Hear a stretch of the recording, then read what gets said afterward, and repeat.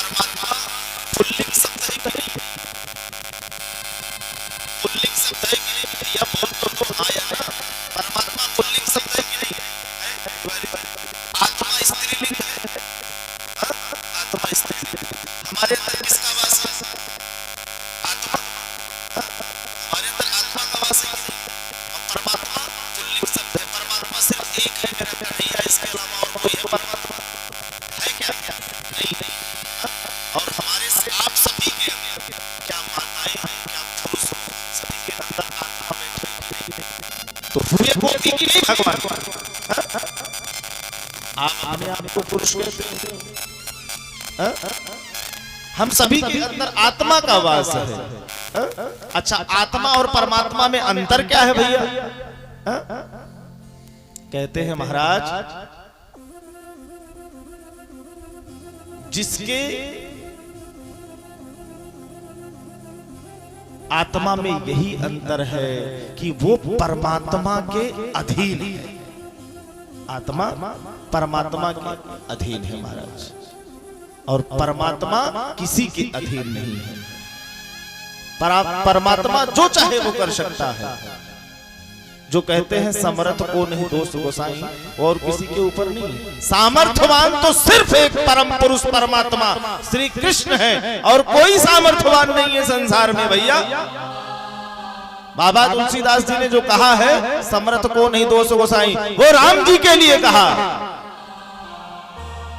तो बोले भैया, ये एक बार क्या हुआ कि मीरा जी वृंदावन पहुंची, और मीरा जी जब वृंदावन पहुंची तो बिहारी जी के दर्शन करने के लिए गई।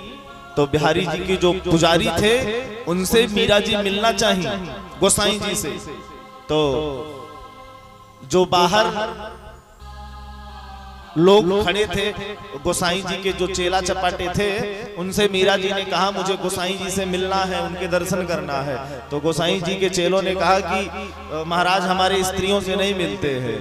किससे नहीं मिलते हैं? स्त्रियों से नहीं मिलते हैं। मीरा जी हंस पड़ी महाराज ठहाके लगा करके। जब मीरा जोर जोर से हंसने लगी तो गोसाई जी अंदर से बाहर निकल करके आए। बोले कि अरे देवी क्यों हंस रही हो? तो मीरा जी ने बड़ा सुंदर उत्तर दिया। बोले अरे गोसाई जी, मैं तो सोचती थी कि इस संसार में एक ही पुरुष है, वो परम पिता परमात्मा, हम सब उसकी गोपी हैं। लेकिन आज मुझे मालूम पड़ा कि इस दुनिया में दूसरा भी पुरुष है। महाराज गोसाई जी लज्जित होकर के मीरा के चरणों में गिर पड़े महाराज। तो महाराज हम सब परमात्मा के वशीभूत हैं महाराज, और परमात्मा के द्वारा दी गई आत्मा हमारे अंदर संचालित हो रही है। गोपी कहते हैं महाराज, गोपी कोई साधारण गोपी नहीं है जिनके साथ भगवान ने रास रचाया। बोले गोपी कौन है? बोले महाराज जब रामावतार में भगवान बन जा रहे थे तो बड़े बड़े ऋषि मुनि महाराज बैठ करके वन में तप कर रहे थे। बड़े बड़े ऋषि मुनि बैठ करके तप कर रहे थे। यमलात्मा विमलात्मा क्यों तप कर रहे थे? सिर्फ भगवान के दीदार को तप कर रहे थे महाराज। अच्छा, भगवान ने रामावतार में दर्शन तो दे दिया उनको, लेकिन राघव जी की सुंदरता को देख करके वो ऋषि वो मुनि जो तप कर रहे थे यमलात्मा, वो महाराज रीझ गए और भगवान से बोले कि हे प्रभु, अगर आप मुझे एक बार हृदय से लगा ले, छाती से लगा ले, मेरा आलिंगन कर ले, तो मेरा जीवन धन्य हो जाएगा। भगवान ने कहा कि नहीं ऋषियों, अभी मैं मर्यादा पुरुषोत्तम बन करके आया हूँ, और अभी सिर्फ आपने इतना भजन किया है कि मैं आपको दर्शन दे दूं, और अभी आपका भजन उस लायक हुआ नहीं है, अभी और भजन करो, ये आपकी इच्छाएं जरूर पूर्ण करूंगा मैं। तो कहते हैं महाराज जितने वो ऋषि मुनि थे महाराज वो भजन करना चालू किए। भगवान राघव जी सरकार ने आशीर्वाद दिया कि हे ऋषियों, इस जन्म में तो मैं आपको दर्शन भर दिया हूँ, आप तप करो, अगले जन्म में जब मैं कृष्ण बन करके आऊंगा तो आपकी ये भी कामना पूर्ण करूंगा, आपको अपने हृदय से लगाऊंगा, आपके साथ में रास करूंगा। ये कोई साधारण गोपी नहीं है महाराज, ये वही ऋषि मुनि है, और ये कोई साधारण गोपी नहीं है भैया। भगवान इनके साथ रास किए। तो कहते हैं वो समय आया जो भगवान गोपियों से वादा किए थे कि मैं आपके साथ रास रचाऊंगा। वो भगवान पिता रात्रि सरदोत्फुल्ल मल्लिका बिच्छरन्तुं मनश्चक्रे योग माया मुपश्रिता। बोले महाराज भगवान पिता रात्रि शरदोत्फुल्ल मल्लिका। कहते हैं महाराज शरद पूर्णिमा का दिन है, चंद्रमा अपने 64 कलाओं से महाराज खिला हुआ आकाश में नजर आ रहा है। शरदोत्फुल्ल मल्लिका महाराज शरद पूर्णिमा की रात्रि है और आज गोपियों का तप पूर्ण हुआ है। कहते हैं शरद पूर्णिमा की रात्रि में भगवान बड़ी सुंदर बंसी का वादन किए महाराज, बेड़ू बजाए।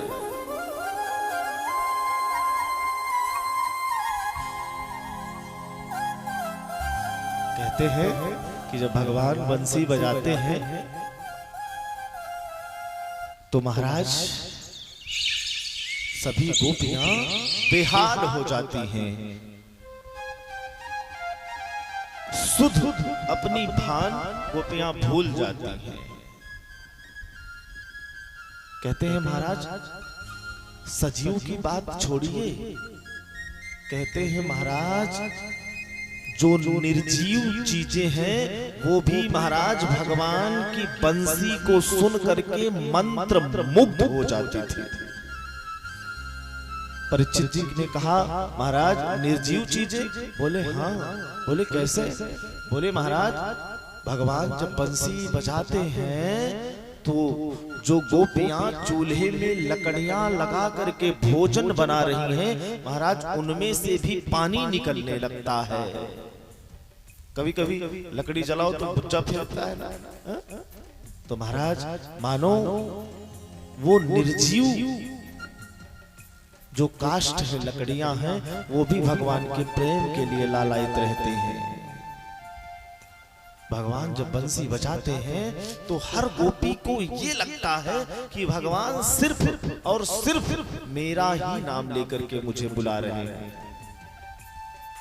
सब गोपियों को यही लगता है। अब कहते हैं महाराज भान कैसी सुध कैसी भूलती थी? कहते हैं महाराज जो गोपी उस समय रोटी बना रही होती है महाराज वो रोटी को सीधे तवे की जगह उल्टे तवे पर डाल देती है महाराज, ऐसी भान भूल जाती है। और इतना सुंदर बंसी का भगवान।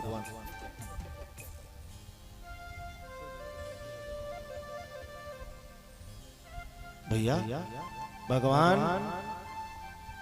दूसरी गोपी के कानों में जब बंसी की आवाज पहुंचती है तो दूसरी गोपी श्रृंगार कर रही होती है महाराज। तो सुखदेव जी महाराज कहते हैं कि हे राजा परीक्षित जब वो गोपी श्रृंगार कर रही होती है तो कहते हैं महाराज वो इतना भान भूल जाती है कि जो मांग की लगाने की चीज है सिंदूर उसको महाराज होठों पर लगा लेती है। और कहते हैं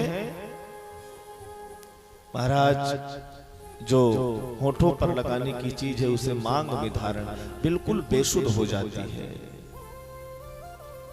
इतना प्रेम भगवान से है और इतना बिहबल होती हैं उस बंसी को सुन करके गोपियां। कहते हैं महाराज कोई गोपी अगर अपने बालक को दूध पिला रही होती है तो महाराज अपने बालक को वो जमीन में रख करके जिस तरफ बंसी बज रही होती है वो गोपियां उस तरफ दौड़ लगा देती हैं। इतना प्रेम भगवान से करती हैं वो गोपियां। सुखदेव जी बड़ा सुंदर वर्णन कर रहे हैं। कहते हैं जब शरद पूर्णिमा की रात्रि में भगवान बंसी बजाए तो जमुना के किनारे सभी गोपियां एकत्रित हो गई। गोपियां एकत्रित हुई तो भगवान ने देखा कि सभी गोपियां आ गई हैं। एक गोपी को उसके पति ने नहीं जाने दिया। जब नहीं जाने दिया और बाकी उसकी सखियां कहती हैं कि कन्हैया बंसी बजा रहा है गोपी चल, तो वो महाराज उसके पति ने सबको भगा दिया। बोले नहीं जाने देंगे, एक कमरे में बंद कर दिया महाराज उसके पति ने। तो कहते हैं महाराज गोपियां जब भगवान के पास पहुंचती हैं तो पहुंच करके ये देखती हैं कि जो गोपी को उसके पति ने बंद किया था वो सबसे पहले भगवान के पास आकर के खड़ी थी महाराज। ये बताओ, ये किसी शरीर का मिलन हो सकता है क्या? हा? ये सिर्फ आत्मा और परमात्मा का मिलन है। महाराज गोपियों को देख करके भगवान ने बहुत सुंदर कहा कि स्वागतम भो महाभागा प्रियम किम करवामि ते। गोपियों आइए, स्वागत है आपका। बोले स्वागतम भो महाभागा, आइए, वेलकम, मोस्ट वेलकम है आपका। लेकिन प्रियम किम करवामि ते, हे प्रिय, किस कारण से इतनी रात्रि में तुम्हारा यहाँ आना हुआ? अरे गोपियों, तुम्हें शर्म नहीं आती है? तुम अपने अपने पतियों को छोड़ करके एक पराये पुरुष के पास इतनी रात्रि को चली आई हो। अरे गोपियों, तुम्हें लज्जा नहीं आती है? भगवान अपने भक्त को कैसे टटोलते हैं, सुनिए। जो भक्ति के पथ पर जब थोड़ी सी विपत्ति आती है, हम और आप विचलित हो जाते हैं। सुनिए कैसे भगवान अपने भक्तों को टटोलता है। विचलित नहीं होना चाहिए, भगवान परीक्षा लेता है। भगवान ही बुलाए। गोपियां कहती हैं, हे कृष्ण, अभी तो तुम बंसी बजा करके मुझे बुला रहे थे और अब कहते हो कि क्यों आई? ब्रूता गमन कारणम, किस कारण से आई? गोपियां कहती हैं, कृष्ण आपके दीदार के लिए, आपके दर्शन के लिए आए हैं। बोले गोपियों, तुमको शर्म आनी चाहिए। तुम्हें संसार क्या कहेगा, ये दुनिया वाले क्या कहेंगे? अरे तुमको तो अपने पतियों की सेवा करनी चाहिए। जो अपने पति की सच्चे हृदय से सेवा करती है महाराज, जो स्त्री कहते हैं कि जो सतीत्व पर रहती है, जिसने कभी जीवन में पराये पुरुष के बारे में स्वप्न में भी नहीं सोचा है, जो सती हो, अपने ही पति को सब कुछ मानती हो, परमात्मा मानती हो, महाराज उससे भगवान भी घबराते हैं, कहा जाता है। और आपने कथा तो सुनी है, सतीत्व का क्या प्रभाव होता है। तो भगवान कहते हैं कि हे देवियों, तुम अपने अपने पतियों को छोड़कर मेरे पास आई हो।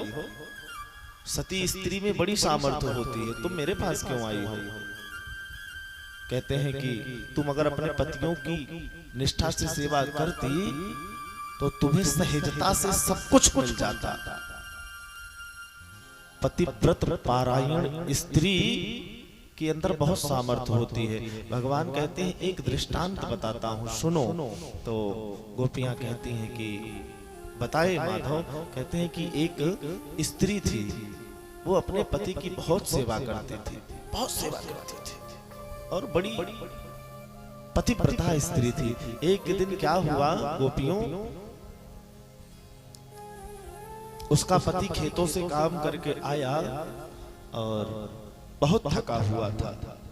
अपनी ही पत्नी के पैरों पर सर रख करके महाराज वो लेट गया। पत्नी उसकी पंखा झलने लगी और उसके पति को निद्रा आ गई। और उस पत्नी का एक छोटा सा बच्चा था जो आंगन में खेल रहा था, जो आंगन में खेल रहा था। महाराज पति को निद्रा आ गई और कहते हैं भगवान कृष्ण गोपियों को समझा रहे हैं कि हे देवी, हे गोपियों सुनो। उस सती स्त्री का जो बच्चा था महाराज, वो खेलते खेलते वहीं पास में एक आग का जलता हुआ कुंड था महाराज, उस तरफ जाने लगा, उस तरफ जाने लगा। अब महाराज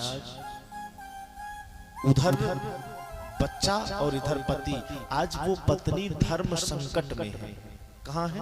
धर्म संकट में। अगर अपने बच्चे को नहीं बचाती है तो वो खेलता हुआ बालक जा करके अग्नि कुंड में जल जाएगा और वो मर जाएगा, बिना पुत्र के हो जाएगी। लेकिन दूसरी तरफ ये सोचती है वो कि अगर मैं बच्चे को बचाने के लिए जाती हूँ तो मेरे पति मेरे पैरों पर सो रहे हैं, इनकी निद्रा खुल जाएगी और मेरा सतीत्व नष्ट हो जाएगा, मेरा सतीत्व नष्ट हो जाएगा। महाराज बच्चा धीरे धीरे अग्नि कुंड की तरफ जाता है। जाते हुए बच्चे को देखती है और वो बच्चे की माँ उस पति की पत्नी अपने नेत्रों को बंद कर लेती है। बंद करके किसी भगवान का ध्यान उस पत्नी ने नहीं किया, किसी ईश्वर का ध्यान उस पत्नी ने नहीं किया, नेत्रों को बंद किया और अपने जिस पति की वो सेवा करती थी उस पति के चरणों का ध्यान किया महाराज। ध्यान करके रोने लगी और कहते हैं महाराज वो इधर मुंह की और उधर जा करके बच्चा अग्नि कुंड में गिर गया। अब वो महाराज उसके नेत्रों से आंसू निकले तो पैर पर लेटे हुए पति के मस्तक पर टपक करके वो आंसू आया और पति की निद्रा खुल गई महाराज। एकदम झझक के एकदम भड़बड़ा करके उठ गया उसका पति। बोले देवी तुम रो रही हो?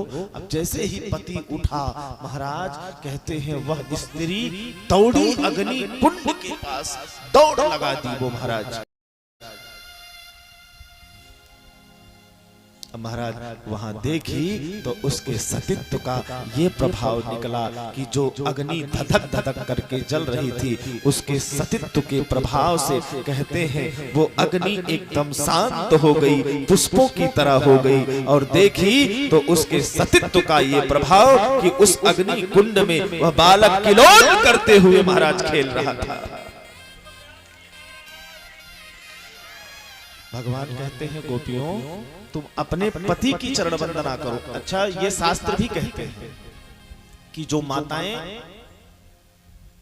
अपने पति की अवहेलना करके, बहुत सारी चीजें हैं, दो चार चीजें आपको बता देता हूं। कुछ माताओं की आदत होती है ना, उन आदतों के बारे में मैं बता रहा हूं। जैसे माताएं क्या करती हैं कि कोई भी व्रत रख लेती हैं, अपने पतियों से पूछती नहीं।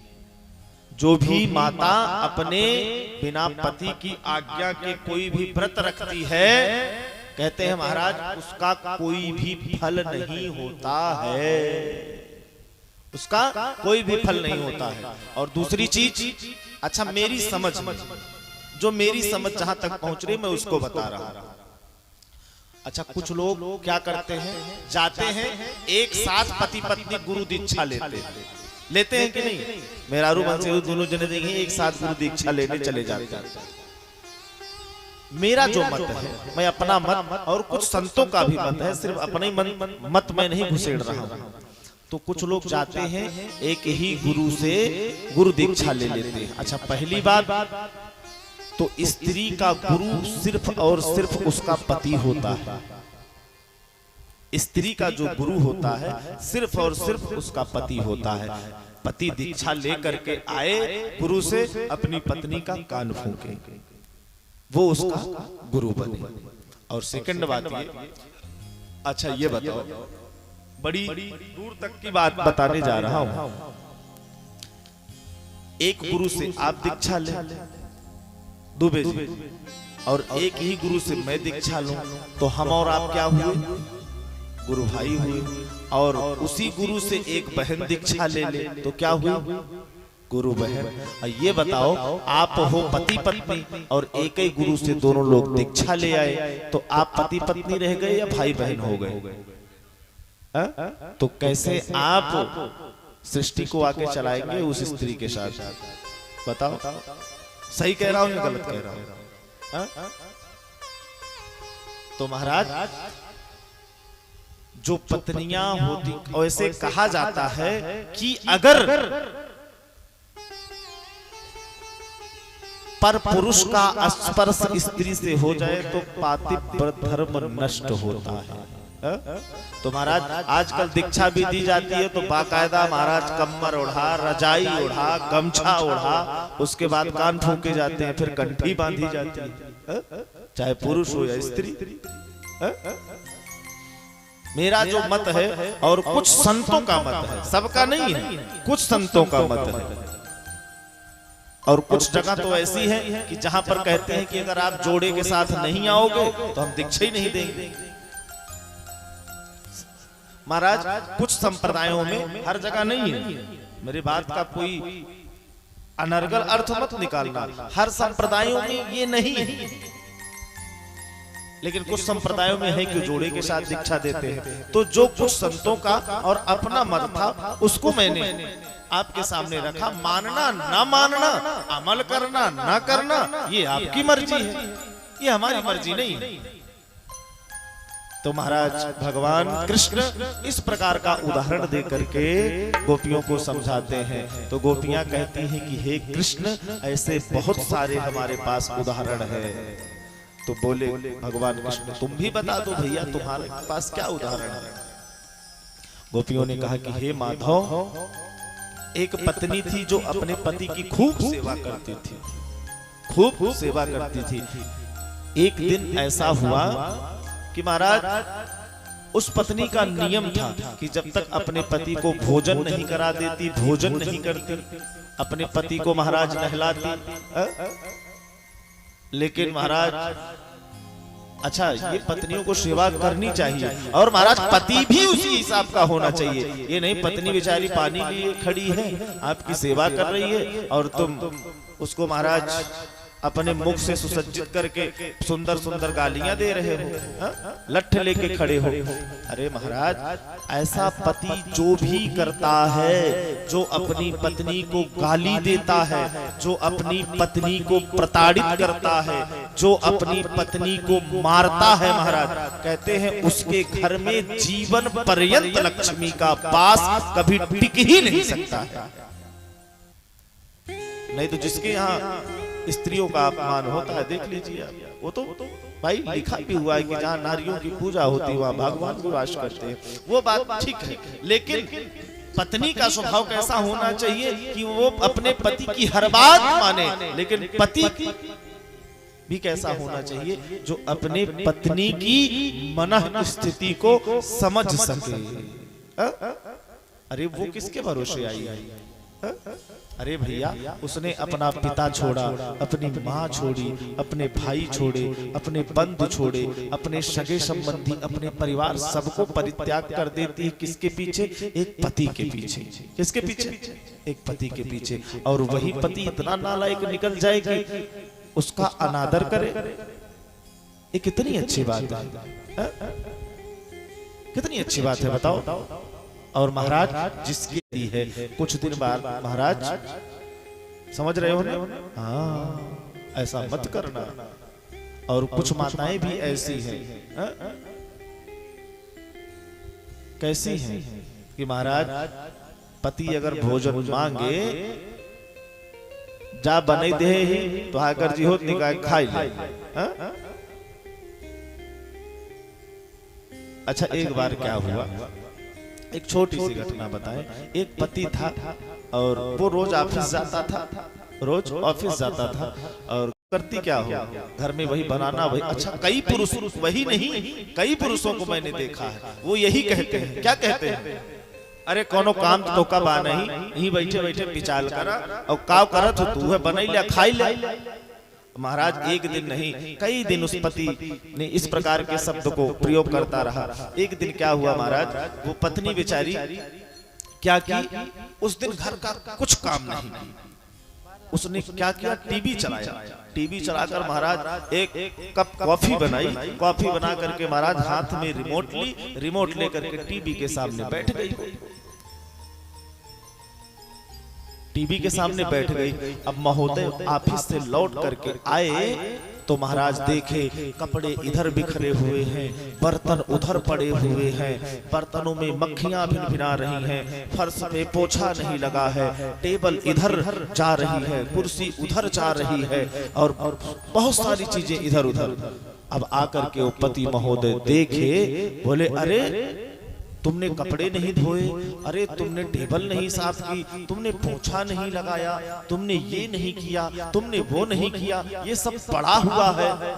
तो पत्नी ने बड़े प्यार से बड़ा सुंदर उत्तर दिया कि हे प्राणनाथ, रोज आते थे, आप ही तो कहते थे कि क्या करती हो, दिन भर खा करके पड़ी रहती हो। आज मैंने नहीं किया तो आपको इतने काम दिखाई दे रहे हैं? तो भैया माताएं जो होती हैं ऐसा नहीं कहना चाहिए कि तुम करती क्या हो। अगर माताएं ना करे ना तो महाराज इसकी व्यवस्था मुश्किल हो जाएगी।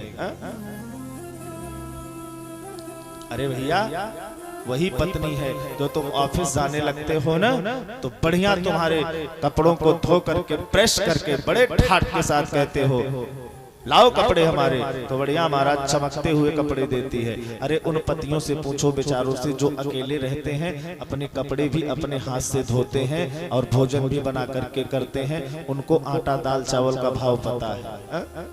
अच्छा नवाबी कौन झाड़ता है? जिसकी पत्नी उसके साथ रहती है। जो बेचारा परदेश में रह करके कर रहा है ना वो नवाबी नहीं छाटता है, वो तो आता है तो बड़े गऊ बन करके रहता है। कहो तिवारी सही कह रहे हैं कि नहीं? हा? वो जानता है वो दर्द। तो भैया भगवान कृष्ण कहते हैं उदाहरण से जब समझाए तो गोपियां कहती हैं कि हे प्रभु मेरे पास भी ऐसे बहुत सारे उदाहरण हैं। भगवान कहते हैं भैया सुनाओ क्या उदाहरण है? बोली एक पति था, उसकी पत्नी उससे बड़ा प्रेम करती थी, बिना उसको खिलाए पिलाए वो खुद नहीं खाती थी। एक दिन क्या हुआ कि उस पति को किसी जरूरी काम से बाहर जाना पड़ा। अब वो पत्नी जोर जोर से रोने लगी महाराज। अब रोने लगी तो उसका पति बोला बहुत जरूरी काम है देवी मुझे जाना तो पड़ेगा। क्या करना पड़ेगा? जाना तो पड़ेगा।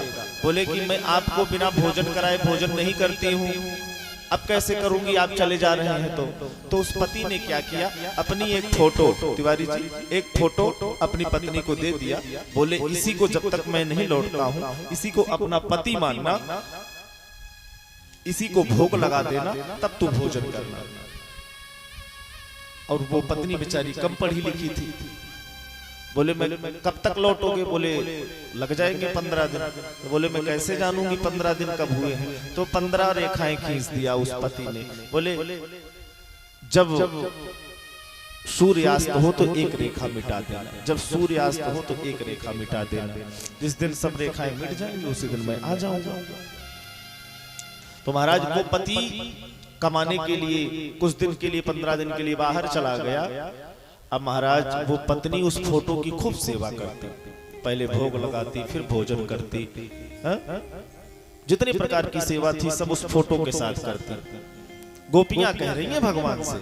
और एक दिन क्या हुआ महाराज कि वो पत्नी उस फोटो की सेवा कर रही थी तो जो उसका वास्तव में पति था वो दरवाजे पर आ गया महाराज और दरवाजा खटखटाने लगा, दरवाजा खटखटाने लगा। तो गोपियां कहती हैं भगवान से कि हे कृष्ण तुम ये बता दो कि उस गोपी को क्या करना चाहिए, उस गोपी को क्या करना चाहिए? क्या करना चाहिए तिवारी जी?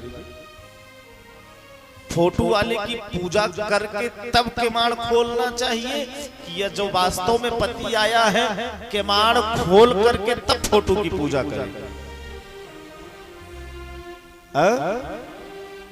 पहले किमाड़ खोले?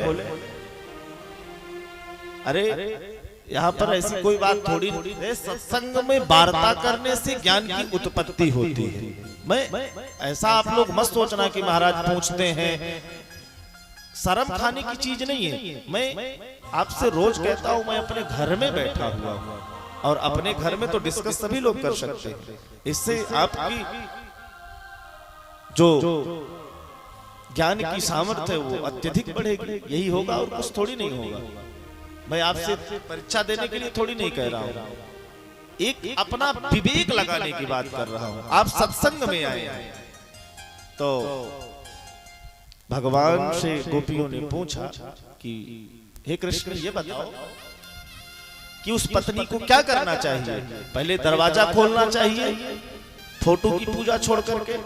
भगवान तुरंत बोलती है ये तो बड़ा सरल प्रश्न है। अरे वो पत्नी को तुरंत दरवाजा खोलना चाहिए, क्योंकि वो फोटो का पति तो फोटो का रह गया, जब वास्तविक पति आ गया तो फोटो वाले पति की क्या आवश्यकता है?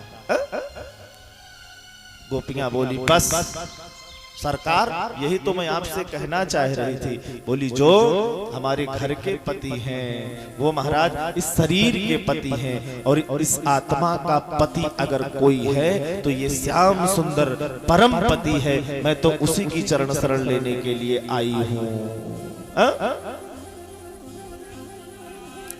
भैया भगवान ने सोचा, भगवान अपनी ही बातों में फंस गए, तो कहते हैं आज भगवान सुंदर रास रचाए महाराज, गोपियों के साथ गलबैया डाल करके और रास रचाना भगवान प्रारंभ कर दिए। चले रास में, चले। कहते हैं महाराज ये कोई साधारण रास नहीं था।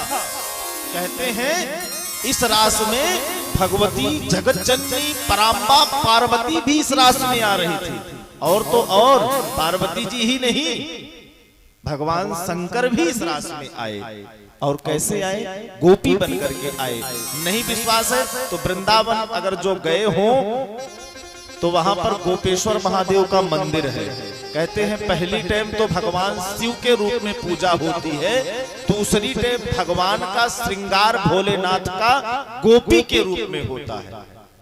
भगवान शिव भी, अच्छा बता दो कहां से कोई साधारण रास है क्या ये?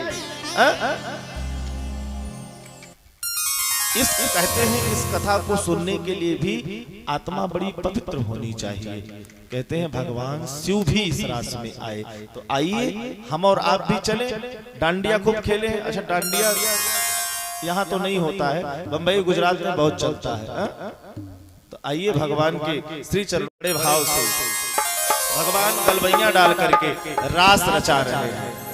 क्या कह रहे हैं?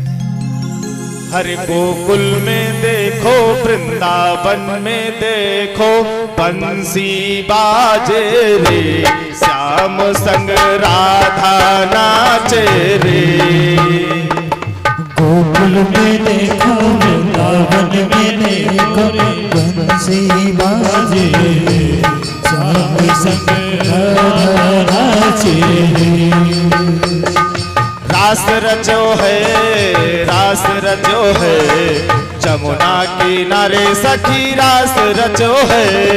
रास रचो है, रास रचो है, जमुना किनारे सखी रास रचो है। रास रचो है, रास रचो है, जमुना किनारे सखी रास रचो है। रास रचो है, रास रचो है, जमुना किनारे सखी रास रचो है। जय हो श्री राधे। ऐसे नहीं, भगवान जैसे गोपियों को गले लगाए, गोपियों के साथ रास रचाए। अगर दोनों हाथ उठा करके ताली सेवा आप भी करेंगे तो हो सकता है भगवान एक दिन आकर के आपको भी अपना ले। इसीलिए श्री राधे।